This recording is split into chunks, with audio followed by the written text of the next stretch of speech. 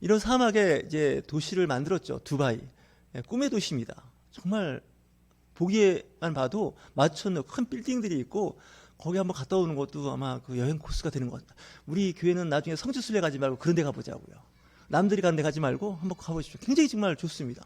뭐 이렇게 말하면 저도 안 가봐서 그렇긴 한데 정말 좋습니다. 근데 이 도시를 설계할 때 뭘 생각 안 했냐? 비 오는 걸 생각 안 한 거예요. 왜? 평상시에 비가 안 오지 않습니까? 사막이니까. 그러니까 날씨 걱정 안 하는 겁니다. 사철 뜨거운 사막입니다. 그러니까 비 같은 거, 뭐 눈 오는 거 더 생각할 필요도 없죠. 근데 비가 왔는데 도시가 잠긴 겁니다. 또 현 시대 최첨단 그런 기술을 동원해서 아주 잘 지은 도시가 하루 사이에, 뭐 하루도 아니지 않습니까? 12시간에 10cm 비가 왔는데, 뭐 10cm 별거 아닙니다. 사막이니까 물에 잠기는 게 아니라 그냥 금방 빠지겠죠. 배수가 될 텐데, 이제 아스팔트 같은 포장되어 있고, 이제 그 뭡니까? 배수설이 안 돼 있으니까 이 10cm 비가 어느 한쪽으로 몰릴 거 아니겠습니까? 좀 깊은 데로? 그러면 그 물이 뭐 50cm, 뭐 1m씩 올라올 수가 있습니다. 그러니까 갑자기 당한 자연재해에 대해서 정신을 못 차리는 거죠. 그래서 사람이 어떻게 뭔가 한다고 하지만 완벽하게 할 수가 없습니다. 여러분 지금 살고 있는 시대가 사실 좀 지구 종말 시대에 살고 있다고 많은 그 학자들이 이야기합니다. 종교 예언자들이 하는 거 믿으면 안 됩니다. 근데 과학자들이 하는 건 믿으면 좋습니다. 이제 목사가 하는 말이 이게 정말 맞을까 할 때인데 요즘에 그 목회자들도 하도 이상한 얘기를 많이 하시는 분들이 많아서 목회자들 얘기는 좀 검증을 해봐야 됩니다. 제가 늘 어느 모임에 가면 목사님과 선교사는 이중으로 검증해야 된다고 얘기하는 사람입니다. 그래서 목사님들한테 많이 좀 욕을 얻어먹습니다. 그렇게 같은 일을 하면서 그렇게 말할 수가 있냐고. 하도 많이 당해서 그렇습니다, 제가. 근데 과학자들은 비교적 그래도 팩트 갖고 얘기를 하기 때문에 좀 믿을 수가 있습니다.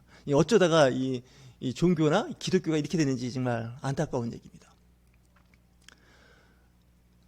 지금 잘 아시는 것 같이 북한의 백두산이 지금 폭발해도 이상하지가 않다는 거예요.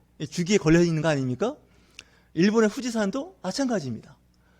그리고 미국의 그 옐로스톤 거기에도 이제 화산 폭발이 6천만 년 주기로 여러 번 있었는데 그게 6천만 년이 됐다는 거죠. 사실 지구 연대기에서 6천만 년이라는 세월은 엄청난 세월입니다. 만 년이 6천 개가 있어야 6천만 년입니다. 우리나라 역사 반만 년 역사, 5천 년 역사라고 하니까 사실 뭐 100년, 1000년은 별 의미가 없습니다. 어쨌든 언제든지 화산이 폭발하면 지구는 재앙의 그런 시기에 돌입하게 된다는 거죠. 역사적으로 소빙하기를 겪으면서 있었던 여러 가지 일들이 15세기, 14세기에 경험했던 흑사병도 사실은 기후의 문제였다는 거예요. 소빙하기가 올 때였다는 거예요. 그것뿐입니까? 17세기에도 큰 흉년을 우리나라도 겪었죠. 경신 그 대흉년을 겪으면서 그때도 기후변화였습니다. 그러니까 아무리 사람이 노력을 하고 준비를 한다 해도 이 한계가 있습니다. 오늘 묵도하면서 제가 잠언서 16장을 말씀을 드렸는데 이 잠언서 16장에서 3번의 비슷한 말을 반복해서 하고 있는데 뭐냐면 마음의 경영은 사람에게 있어도 말의 응답은 여호와께서 나온다는 거예요. 그 얘기는 우리가 아무리 생각을 하고 뭐 어떻게 한다 그래도 그 응답은 하나님한테 있다는 거예요. 여러분 회사 다니시면 여러분들이 사원으로서 아무리 기한을 잘 올리고 회사의 미래 청사진을 얘기해도 사장님이 노 땡큐 하면 끝나는 겁니다. 안 받아지는 겁니다. 이미 경험해보지 않았습니까? 너의 행사를 여호와께 맡기라 그리하면 너의 경영하는 것이 이루리라 이렇게 얘기했습니다. 우리는 이 경영을 내가 해야 한다는 생각을 합니다. 물론 해야 됩니다. 근데 결국은 이 일을 완성하는 건 하나님이라는 거죠. 두바이를 한번 보십시오. 앞에서 얘기했지만 사람이 할 수 있는 모든 기술을 잘 동원했는데 비라는 변수를 생각 안 한 거예요. 물론 저도 생각 안 했을 거예요. 그 100년에 한 번 올까 말까 하는 비를 다 신경 쓰다가는 이 비용이 엄청난 거죠. 근데 그게 나 당대에는 좀 안 걸렸으면 좋겠다 이런 생각이 들죠. 내 당대에는 지구의 각종 재해 이런 것이 임하지 않았으면 좋겠다. 나뿐만 아니라 내 아들, 딸, 손자, 증손자, 고손자까지는 좀 없고 잘 살았으면 좋겠다. 이거 다 누구나 똑같이 생각하는 로망이지만 그게 현실이 아니라는 거예요. 사람이 마음으로 자기의 길을 계획할지라도 그 걸음을 인도하시는 자는 여호와이시니라. 성경은 그 얘기를 하고 있습니다. 계속해서. 좀 답답하죠, 우리 생각할 때. 그럼 우리는 뭐 하냐? 이렇게 생각하는데 오늘 시편 147편 오늘 본문 말씀이 이 내용입니다. 오늘 말씀의 배경은 유다가 바벨론 포로 70년을 하고 돌아오면서 불렀던 그 노래입니다. 물론 여기는 이제 악보가 없으니까 가사만 있으니까 오늘 말씀을 이제 묵상을 했는데 상당히 기쁜 내용을 갖고 있습니다. 즐거운 내용이죠. 우리 주는 위대하시며 능력이 많으시며 그의 지혜가 무궁하시도다. 하나님을 찬양하는 시입니다. 그 얘기는 뭐냐면 70년이 차니까 그 강성했던 철옹성 같은 바벨론 제국이 그냥 무너져 버립니다. 영원할 것 같다라는 생각은 안 했지만 그래도 100년, 200년을 갈 줄 알았습니다. 이 바벨론 제국이. 근데 이 바벨론 제국이 100년을 못 가는 거예요. 그냥 망해버렸어요. 페르시아, 고레스 2세라고 하는 키로스 2세에서 그냥 망해버렸습니다.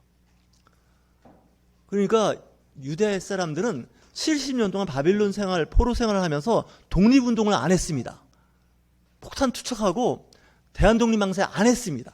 근데 70년이 딱 차니까 새로운 제국이 들어서면서 전 세계에서 잡혀온 포로와 왔던 모든 사람은 각자 자기 나라로 돌아가라고 고레스 왕이 칙령을 내리는 겁니다. 왕이. 누가 말립니까? 왕이 가라는데.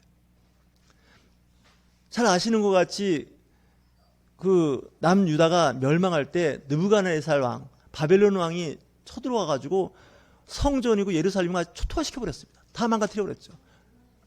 그랬는데 그 제국이 그냥 멸망해버리는 거예요. 100년도 안 가고. 각 나라에서 다 포로로 잡혀왔어요. 사람들이. 여러분이나 저나 이 포로가 될 만한 사람이 몇 명 있는지 한번 생각해 보셔야 됩니다. 이 포로는 아무나 안 잡아갑니다. 잡아가서 쓸만한 사람 잡아가는 겁니다. 죄송합니다. 이거 좀 기분 되게 나쁜 얘기지만 노약자는 포로로 안 잡아갑니다. 얼마나 좋습니까? 은혜 아닙니까? 청년들은 잡아다가 뭘 이렇게 할 만한데 이 노약자들은 요즘에 한국교회에서도 이단들은요 노약자들은 전도 안 한답니다. 그 이름 되면 알만한 이단들 있지 않습니까? 절대로 노인들하고 죄송합니다. 좀 표현이 좀 시시껄렁하게 신앙생활하는 사람 안 잡아갑니다. 누굴 잡아가냐? 젊고 똑똑하고 일 잘하고 아주 신앙심 좋은 사람을 잡아갑니다. 이단들이 왜 그런 줄 아십니까? 시시껄렁한 사람 잡아갔다가 그 이단을 망쳐놓습니다. 이단들이 얼마나 신앙생활 잘합니까? 자기 딴에는. 그죠?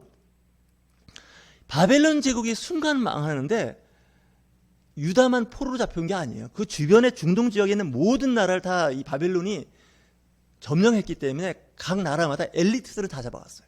근데 그 사람들 다 가라는 거예요. 유대인만 해방이 아닙니다. 그러니까 하나님이 하시는 일은 알 수가 없어요. 그래서 이 신앙에서의 기본은 하나님을 믿는다는 거죠. 그분의 그 의지를 따른다는 뜻이에요.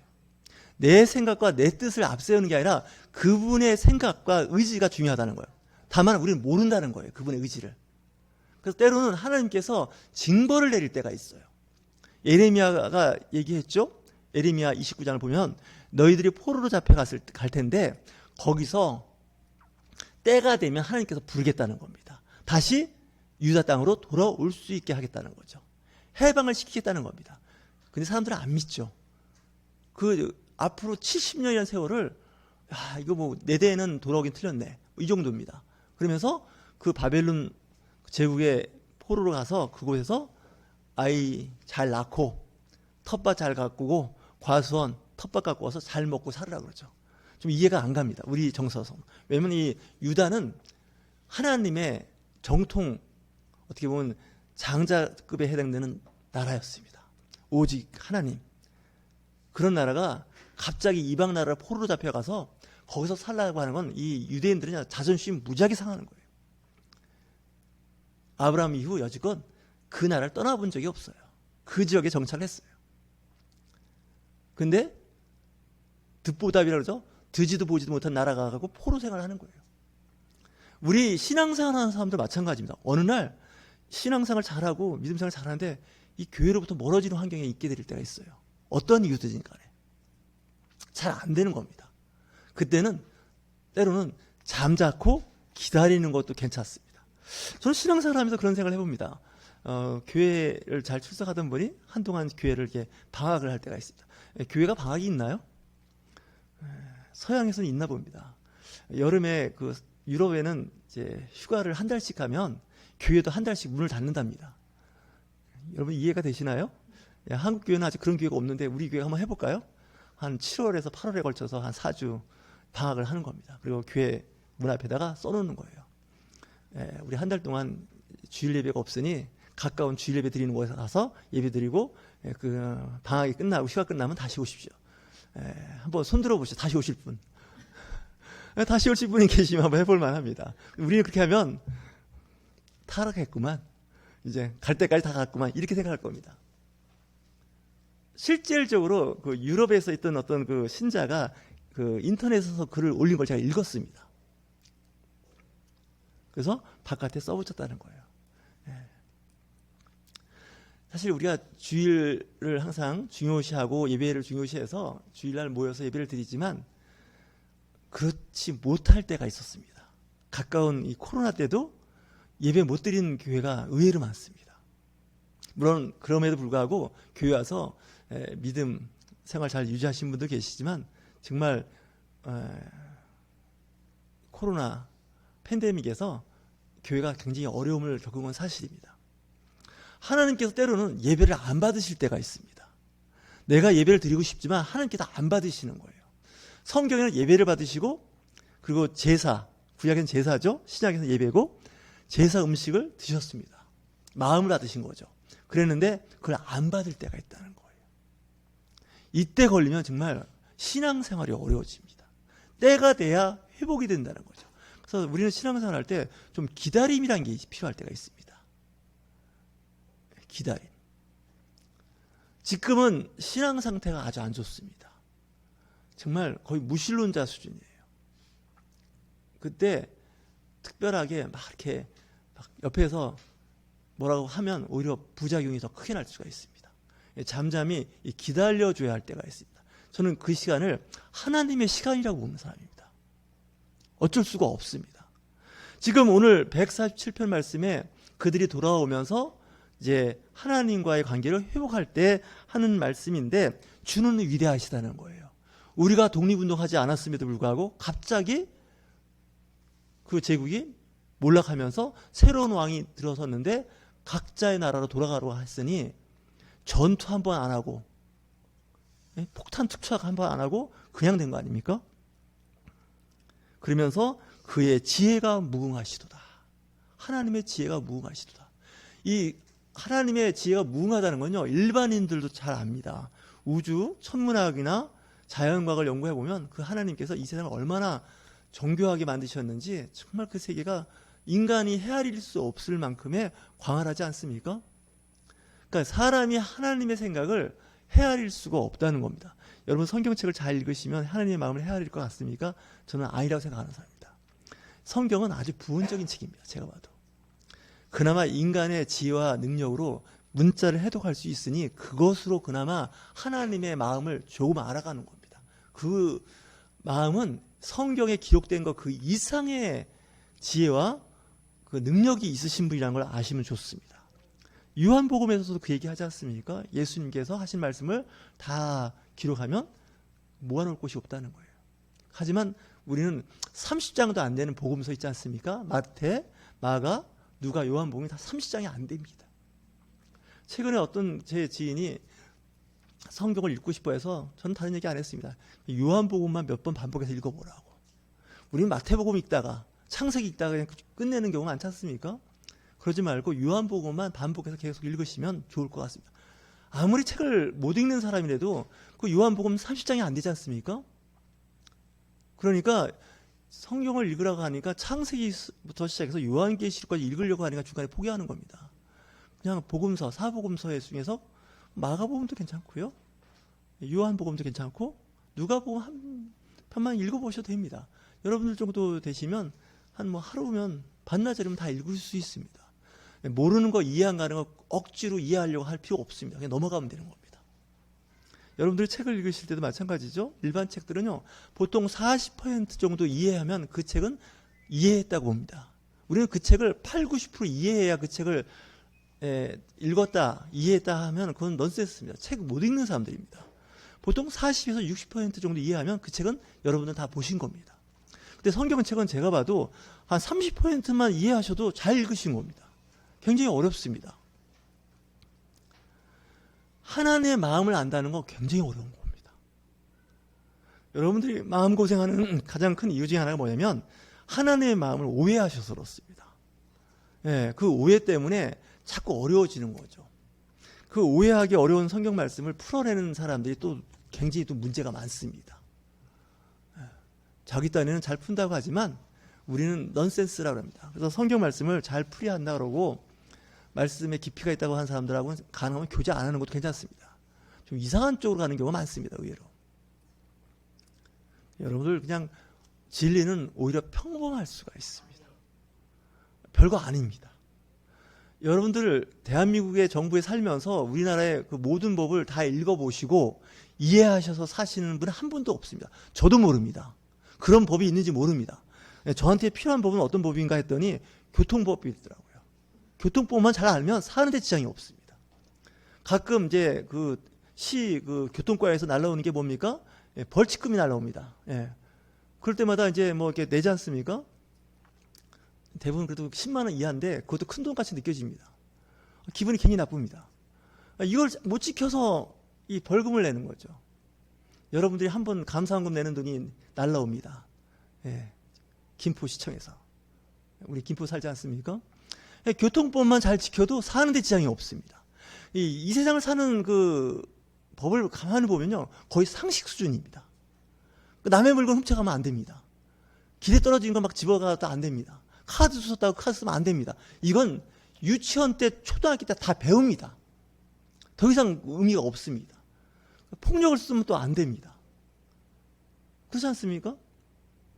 그러니까 우리가 상식적으로 사는 거 이거 그다지 문제가 공부까지 할 이유는 없습니다. 때로는 가끔 법률적인 문제가 있으면 법률 전문가한테 도움을 받으면 됩니다. 근데 어떤 분은 저도 마찬가지 대부분 평생에 거의 법률 전문가한테 상담할 일이 거의 없습니다. 가끔 세무 문제는 좀 어떤지 모르겠는데 상관없습니다. 우리가 성경 말씀을 다 읽고 이해해서 사는 게 아닙니다. 성경에 제가 보기에는 한 95%, 뭐 그 이상일지도 모르겠는데 상식입니다. 저는 그렇게 봅니다. 네, 상식입니다. 십계명도 잘 보시면 하나님에 대한 계명 빼고는 대부분 사람들이 살아가는 일반적인 얘기입니다. 특별하지가 않습니다. 거기 어떤 신적 권위를 부여하니까 이게 갑자기 어려워지는 겁니다. 부담스러워지는 거죠. 이 신앙생활에도 자유가 있으셔야 됩니다. 남한테 피해 안 주면 됩니다. 남한테 가능하면 신세 안 지려고 노력하면 됩니다. 그리고 내 형편권, 능력권 베푸는 겁니다. 나눔이 있는 겁니다. 그리고 남을 위로하고 평안하게 되는 겁니다. 그럼에도 불구하고 안 되는 일들이 있습니다. 그럴 때는 그냥 안 되는 걸로 인정하시면 됩니다. 그것 때문에 시험 들 이유가 하나도 없습니다. 그렇지 않습니까? 내가 못하는데 어떻게 하겠다는 겁니까? 여러분들 엿기라는 거 아십니까? 바벨 드는 거? 50kg 들으시는 분 계실까요? 여기서? 못 드십니다. 그 못 든다고 해야 됩니다. 그거는. 근데 10kg, 20kg 들을 수 있습니다. 좀 힘 좀 쓰시면. 근데 말씀의 영역도 마찬가지입니다. 어떤 분은 그 바벨 50kg, 100kg도 드는 사람이 있습니다. 전문가죠. 선수들입니다. 훈련된 사람들입니다. 근데 그렇지 안 된 사람은 그거 들다가 허리 부러집니다. 진짜. 몸 망가집니다. 이 영적 세계가 그렇습니다.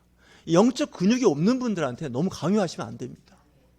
그리고 때로는 내 자신의 영적 근육도 체크해 보셔야 됩니다. 30kg도 못 들 분이 막 50kg, 60kg 들다가 번아웃 돼서 나가 떨어지는 걸 제가 종종 봅니다. 영적 세계가 마찬가지입니다. 어린이 같은 신앙생활을 하는 분들이 계십니다. 나이에 상관 하나도 없습니다. 어떻게 보면 신앙 연륜하고도 별로 관계없습니다. 그래서 그런 것을 인정해야 되는 거죠. 그럴 때 우리가 나타나는 게 뭘까요? 여호와께 겸손한 자를 붙드신다는 거예요. 하나님 저는 못합니다. 이런 마음이 중요한 거죠. 내가 하려다가 그냥 낭망하고 낙심하는 거죠. 이 정도 하면 되겠지. 기도도 마찬가지입니다. 내가 이만큼 기도했으니까 되겠지. 택도 없는 얘기입니다. 그분은 그 생각 안 합니다. 같은 날 기도도 안 하는데 이런 얘기하면 더 기도 안 하시겠지만 이 진짜 중요한 얘기입니다. 그분의 뜻을 따라 기도하는 겁니다. 내 생각과 내 의지를 관철시키는 게 기도가 아닙니다. 가끔 금식 기도하는 분들이 내 생각과 뜻을 관철하다가 굶어서 돌아가시는 분들이 계십니다. 본인은 뭐 순교가 사순을 얘기하지만 제가 보기에는 좀 어리석은 겁니다. 자녀로 치면 부모님한테 땡깡 몇 번 쓰다가 안 되면 그냥 빨리 포기해야 됩니다. 그렇지 않습니까? 돌아오는 건 뭐밖에 없습니까? 매밖에 없다는 걸 아셔야 됩니다. 여러분들 자녀들이 막 해준다고 다 해줍니까? 그러다가 뭐 40일 금식하다가 아사 돌아가신 분들 저도 몇 명 들어서 알고 있습니다. 하나님의 뜻을 바라보는 거예요. 내가 기도했지만 그 뜻을 이루시는 분은 누구라고요? 하나님이신 거예요. 응답이 안 올 때는 하나님께서 다른 뜻이 있는 거예요. 그때가 있어요, 사실. 근데 우리는 성격이 급해요, 대한민국 사람들. 뭐든지 빨리빨리가 교회에도 있어요. 빨리 응답받아야 되는 거예요. 빨리 내가 집장만 해야 되고 빨리 내가 과거에 힘들고 어려운 것을 회복해야 되는 거예요. 조급증이 생기죠?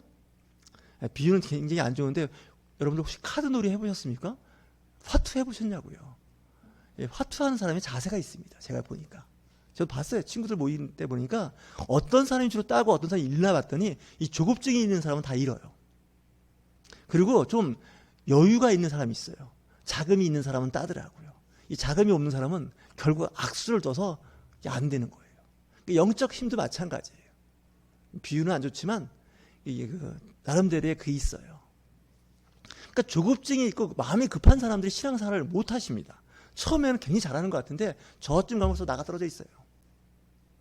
그냥 좀 이렇게 넉넉하게 봐야 되거든요. 제가 목사지만 이런 생각을 해봐요. 이 교회는 하나님의 집이라고 하지 않습니까? 좀 하나님 용서하고 들으셔야 되는데 하나님의 교회는 하나님이 알아서 하시겠지 이러고 지나가면 됩니다. 근데 일개 목사가 뭔가 교회를 부흥시키고 성장시키고 뭔가 뽀대나게 하려고 하다가 목사가 번아웃돼서 나가 떨어지는 거예요. 중간에 그만두더라고요. 그것도 그냥 그만두고 싶어서 그만두는 게 아니라 그만둘 수밖에 없는 형편으로 교회를 만들어 놓는 거예요. 이걸 우리가 주변에서 많이 봐요. 이걸 기도로 한다 그러는데 하나님 별로 관심이 없거든요. 근데 그 관심 없는 걸 자기가 관심 있다고 착각하는 거예요. 이 믿음이 잘못 방향 잡히면 이게 사고 나는 겁니다. 그래서 여러분 신앙생활 하실 때 좀 관조하는 것도 중요해요. 살짝 뒤로 한 발짝 물러서 그냥 구경하듯이 보는 거예요. 그런 사람들이 교회를 꾸준히 오래 다녀요. 신앙은 마라톤이에요. 힘들면 달려가다가 걸어갈 수 있지 않습니까? 마라톤? 여러분들이나 저나 전문가가 아닙니다. 마라톤 시작에 뭡니까? 그 병사가 나중에 죽었다는 거 아닙니까? 네. 그리고 힘들면 어떻습니까? 가서 그냥 의자에서 그냥 앉아있고 좀 쉬었다가 가는 겁니다. 물론 이제 경기에서는 그런 건 이제 아웃입니다. 하지만 우리의 인생은 그런 거예요. 때로는 걸어가고 좀 쉬었다 가고. 그래서 끝까지 완주하는 거죠. 처음에는 열심히 뛰어서 굉장히 백류 달리기 하듯이 달리더니 1km도 못 가서 그냥 병원 응급차에 실려간다는 거죠. 그럼 어떻게 됩니까? 아예 마라톤은 끝난 겁니다. 그 사람한테. 그래서 여러분들 신앙생활 하실 때 길게 보세요. 교회는 길게 보셔야지 좀 다녀보니까 이거 아닌데 이거 안 되는 겁니다. 그 약도 보시면 저도 요즘에 약을 먹는데 그 담당 의사 선생님이 그러더라고요. 이 약은 그냥 평생 드셔야 됩니다. 그러더라고요. 끔찍하더라고요. 저 작년에 이걸 평생 먹어? 그냥 콩 자반 하나 드시듯이 그냥 드세요. 그냥. 그러면 선생님 수명보다 좀 더 오래 살 수도 있어요. 이 약이. 그 말에 굉장히 은혜를 받았어요. 그렇게 되는 거예요. 그러니까 그 약을 그냥 꾸준히 먹는 거예요. 그러니까 신앙생활도 마찬가지예요. 우리가 구약과 신약 말씀을 묵상하지 않습니까? 꾸준히 예배드리면서 하는 거예요. 때로는 힘들면 좀 이렇게 태어나서 주일날 이렇게 가끔 안 나오셔도 뭐라 안 하지 않습니까? 저도 사실 목사만 아니면 가끔 빠지는 건데 주일날 그걸 못 해가지고 지금 제가 늘 농담삼아 하는 말이 있습니다. 저도 주일 끼고 2박 3일 어제 놀다 왔으면 좋겠다고. 주일을 그것도 끼고 주일과 주일 사이가 아니라. 그랬더니 그거 해보면 된다고 그러더라고요. 그래서 다른 목사님 보고 와서 좀 하시라고 그러고 저는 좀 안 나타날까 이 생각도 해봤습니다. 그럼 여러분들이 뭐가 있냐? 야 정말 자유다 이렇게 생각이 들 거예요. 그죠? 한 분만 맞아요 하시는데 아멘도 안 하세요. 하여튼 간에 좀 신앙은 좀 자유함이 있으면 좋습니다. 제가 보기엔. 그렇다고 해서 정신줄 놓고 그냥 막 그렇게 살자는 얘기는 아니에요. 오해하시면 큰일 납니다. 윤 목사가 이제 갈 때까지 다 갔나 보다 이렇게 생각하시면 안 되고 이렇게 보셔야 됩니다. 제가 14년 목회하면서 느꼈던 게 이걸 잘못했던 것 같아요. 강박증으로 신앙생활을 한 거예요. 물론 성경 말씀은 강박증에 해당되는 말씀이 많습니다. 거의 대부분 강박증입니다. 그러니까 성경을 오래 자주 묵상하면 강박증에 걸립니다. 이 성경도 안 읽는 분들한테 자꾸 이런 얘기하면 더 안 읽으시겠지만 정말 그렇습니다. 근데 성경은 중간중간 김을 빼는 말씀들이 있습니다. 자유함이 있으라고. 있습니다. 그 말. 근데 그 말씀이 안 보입니다. 여러분들 밥하실 때 압력밥솥에 밥을 하실 때 압력밥솥의 내부에 증기압이 올라가면 어떻게 되죠? 바람이 빠지죠. 칙칙거림이 빠지죠. 이거 안 빠지면 어떻게 되는 줄 아십니까? 이 압력밥솥은 터집니다. 이 폭탄을 여러분들 계속 주방에서 지금 하고 있는 겁니다. 이 폭탄이 터지면 밥 먹는 게 문제가 아닙니다. 신앙생활도 이 압력밥솥 같은 신도가 있습니다. 있습니다. 특히 그 장로님, 권사님처럼 이게 그 직분이 아주 높고 신앙생활 잘 하시는 분들이 압력밥솥인데 뭐가 안 된다고요? 이 김이 안 빠지는 거예요. 그래갖고 교회 그 압력밥솥이 터지면 교회를 완전 뒤집어 놓습니다. 교회 안에 폭탄이 터진 거예요. 그래서 이 밥도 그렇다고 그냥 뚜껑을 대충 덮어놓으면 밥이 설어버립니다. 이게 참 중요한 거예요. 이 신앙생활은. 여러분들도 대인관계나 직장생활에서 이거 잘 하셔야 됩니다. 오래 다닐 직장을 압력밥솥에서 폭발시켜 놓는 사람도 있어요. 직원들 중에. 그런 분도 있습니다. 폭탄 같은 분. 제가 건드리지 마. 저 시한폭탄이야.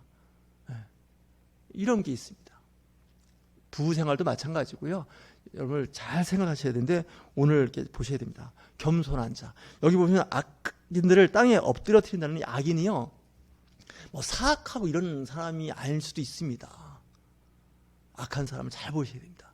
우리는 악하면 강도하고 뭐 이런 사람들은 악한 사람인데 이 악한 사람은요. 신앙생활 잘하는 악당들이 있어요. 죄송합니다. 이 표현이. 뭐 잘하는 악당들이 있다고요? 신앙생활 잘하는 악당이 있어갖고 아주 교회에서 사람을 괴롭히는 악당들이 있어요. 우리 교회는 다행히 없어요. 정말 우리 교회는 없어요. 그래서 교회 다니기 힘들게 하는 사람도 있어요. 근데 이런 사람을 어떻게 한다고요? 엎드려뜨리게 한다는 거예요. 망하게 한다는 거예요. 자기 딴에는 되게 잘하는 것 같은데 하나님 보실 때 어때요? 교회 안에 악당인 거예요. 그 악당이 누군가 했더니 담임 목사예요. 그럴 수 있다니까요. 진짜예요. 얼마나 그 말씀대로 살려고 노력하고 말씀을 선포합니까? 근데 뭐예요? 악인인 거예요. 그래서 교회 쫓겨난 목사들이 한둘이 아니에요. 왜? 하나님이 제거한 거예요. 그게 아니라는 거예요. 감사함으로 하나님께 노래하며 수궁으로 하나님께 찬양할지어다. 하나님은 그런 분이에요. 그래서 제가 말씀 공부 잘 안 하잖아요. 찬양을 많이 하시고 기도를 많이 하시는 거예요. 그게 힐링 된다니까요. 공부 많이 할수록 뭐가 힘들다고요? 머리가 터질 것 같아요. 말씀대로 못 사니 더 힘들고 또 그 말씀을 전달하기가 더 힘들고 그래서 좀 이렇게 좀 김을 빼면서 평안하게 하나님을 찬양하는 저와 여러분이 되실 주의 이름으로 축원합니다.